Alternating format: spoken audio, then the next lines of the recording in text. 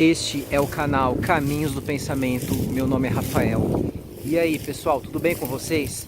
Eu estou gravando aqui no dia 17 de setembro de 2022 e eu vim relatar os efeitos físicos que eu consegui após eu entrar no veganismo e retornar à academia também, da qual eu estava afastado após a pandemia, né? Eu voltei para a academia ali, foi no mês de janeiro.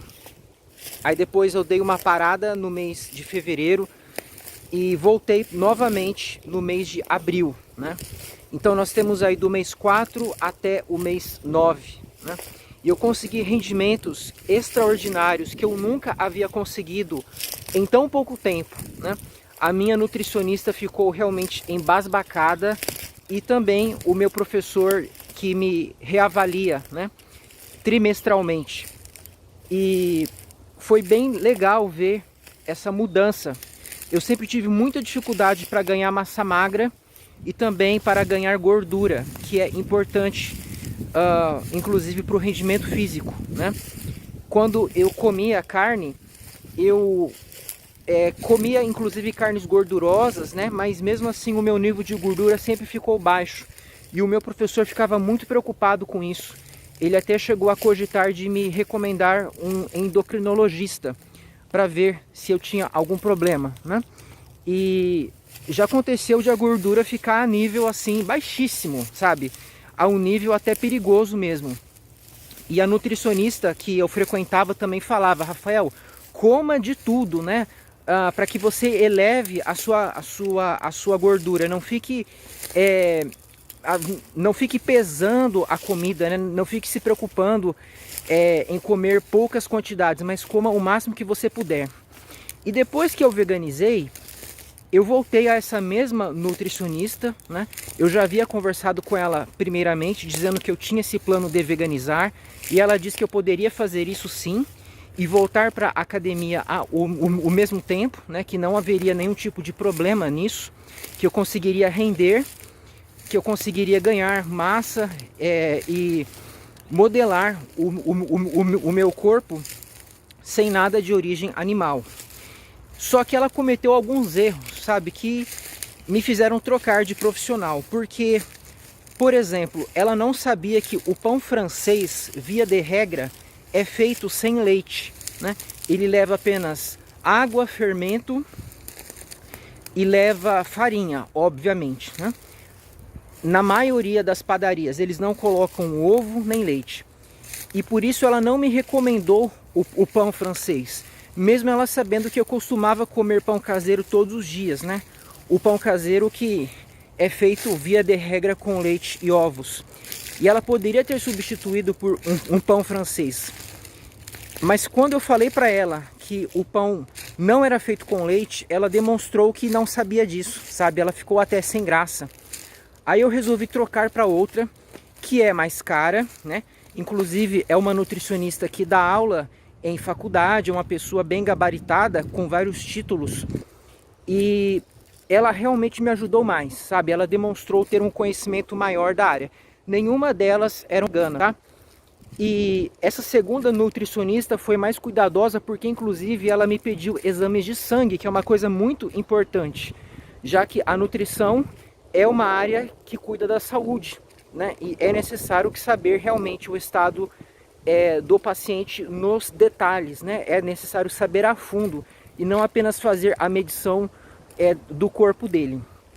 A nutricionista ficou muito impressionada, essa segunda, né? Quando eu cheguei lá, ela me passou a receita do exame de sangue, eu fiz o exame e ela ficou chocada em ver como em 3 meses de veganismo a minha testosterona estava naquele nível. É uma pena que eu não fiz o exame antes de veganizar, né? Para ver se a testosterona aumentou, ficou igual ou diminuiu em relação ao período em que eu não era vegano. Mas o fato é que o veganismo não prejudicou em nada a minha testosterona, muito pelo contrário, né? Ele no mínimo manteve o nível que já havia. O ferro também tá legal, enfim, tá tudo assim nos trinques mesmo, né? Então foi uma combinação. Eu não posso falar que o veganismo em si foi o responsável por esse rendimento físico, né? Porque eu treinei legal, né, na academia. O meu professor montou a ficha que eu pedi, né? Eu nem falei que eu era vegano, nem nada. Eu só falei que eu queria ganhar massa e ele montou a ficha ali de acordo com o meu objetivo. E eu peguei firme, né? E eu não vou todos os dias não, né? Eu treino 3 vezes por semana. Pela questão da saúde, pela questão do bem-estar, né? E, enfim, eu realmente fiquei feliz porque eu veganizei pela questão ética, pela questão filosófica, né? Por me conscientizar de que, uma vez que nós não necessitamos de nada de origem animal para vivermos com força, com saúde, para termos comidas prazerosas, é antiético a gente financiar a pesca e a matança industrial dos animais, uma vez que eles são sencientes, eles são seres que têm consciência e sensibilidade. Eles são seres que valorizam as suas vidas, valorizam o seu bem-estar, assim como nós.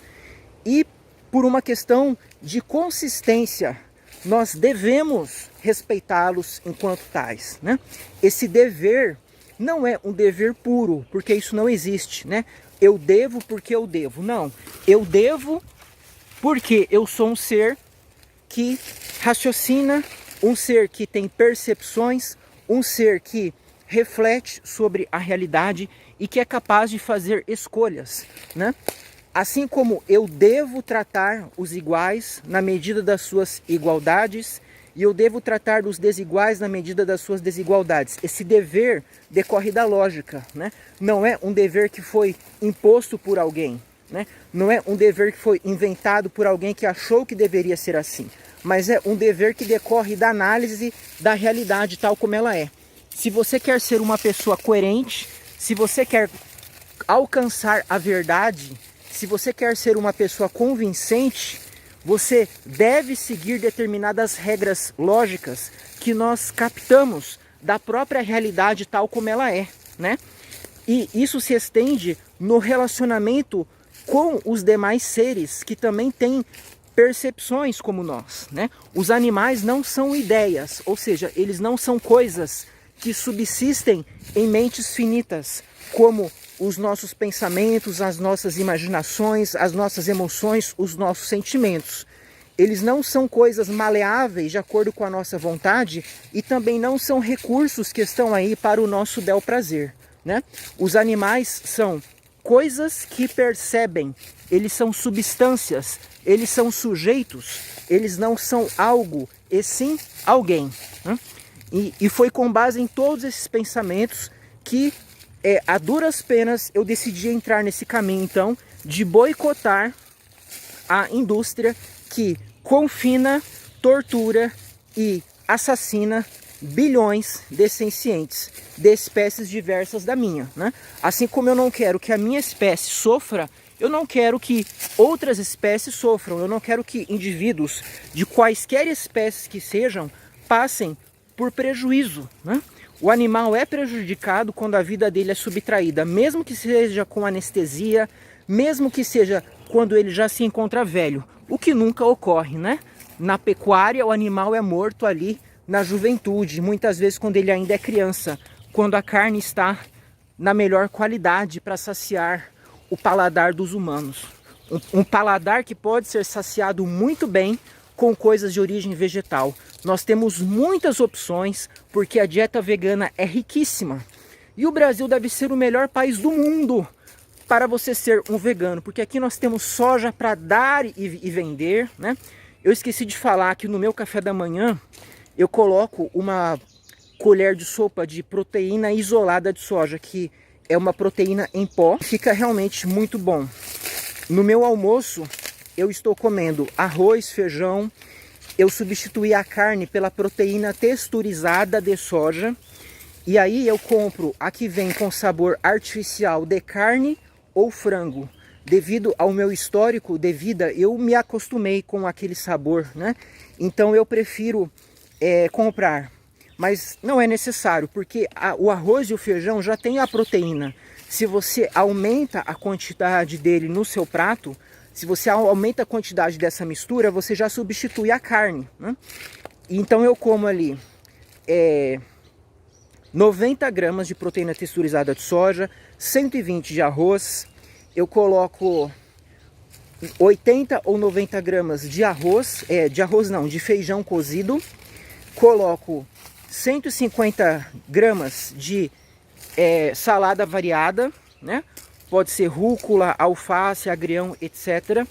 Eu coloco azeite extra virgem na salada, uma colher de chá de semente de abóbora cozida.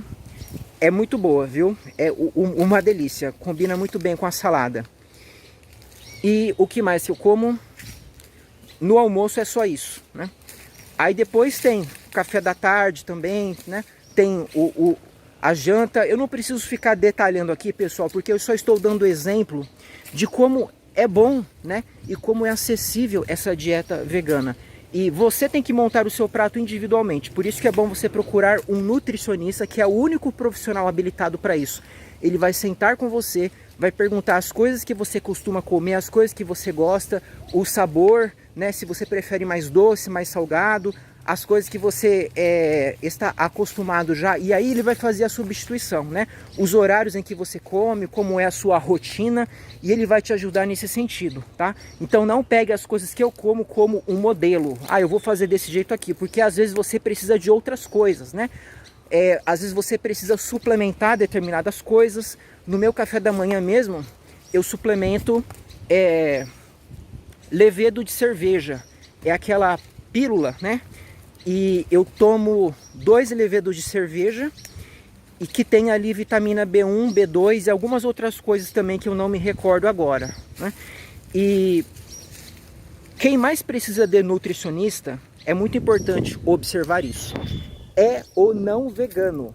É a pessoa que costuma comer carne, ovos e tomar leite e os seus derivados. Por quê?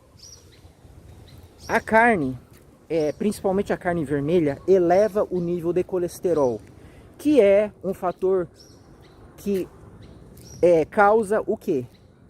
Infarto, causa problemas no coração, né? Um colesterol alto pode levar, inclusive, problemas no cérebro, pode causar derrame. Se você come carne vermelha com regularidade, existe uma grande chance de que o seu colesterol esteja alto. Eu vou colocar aí na descrição do vídeo uma reportagem da Rede Record, que já é meio antiga, na qual os repórteres acompanharam o dia a dia de 2 famílias, uma vegana e outra que comia churrasco toda semana. No final, levaram as 2 para o médico, que receitou exames de sangue. A família vegana estava com tudo em dia. A família churrasqueira estava com o colesterol elevado e o médico recomendou que eles reduzissem o consumo da carne. Então, pessoal, os veganos precisam de nutricionista? Eles precisam fazer exames de sangue anuais, pelo menos? Sim, mas isso diz respeito a todos os seres humanos. Todos eles deveriam fazer um check-up anual. O que ocorre é que o vegano, via de regra, era onívoro. E para fazer a transição ele precisa de ajuda, né? Porque ele já está acostumado muitas vezes, após décadas, tomando leite, comendo carne, ele precisa reaprender. Então ele tem que procurar um profissional. É o mais indicado, mas não é obrigatório. Existem pessoas que conseguem veganizar muito bem, pegando dicas com outros veganos, né? Entrando em canais no YouTube como Larica Vegana, Pensando o Contrário, Vegetarirango, você tem Rolê de Vegano, são excelentes canais que ensinam receitas fáceis que qualquer pessoa consegue, com coisas que encontra em supermercado, lojas de produtos naturais, tá? Não é um bicho de 7 cabeças, é só você se conscientizar, começar a dar alguns passinhos que você começa a mudar. E o legal é que você consegue brindes na sua saúde, como aconteceu comigo também, né? Muitas vezes eu tinha problemas no funcionamento do meu intestino, né? Eu passava por maus bocados muitas vezes na hora de usar o banheiro. E depois que eu veganizei, o problema reduziu muito, assim, ele quase zerou. E se você vai o médico, ele te recomenda tomar um xarope, né? Ele não fala da parte da alimentação, porque ele não é especializado nisso. O máximo que pode acontecer é ele ser um nutrólogo, que aí sim ele vai entender da alimentação, mas ele não vai fazer a sua dieta, ele não vai organizar o seu prato, não vai te orientar individualmente com respeito a isso, né? Ele só pode te passar informações gerais no que diz respeito aos efeitos dos alimentos para a sua saúde. Tá bom, pessoal? Por hoje era isso e até a próxima.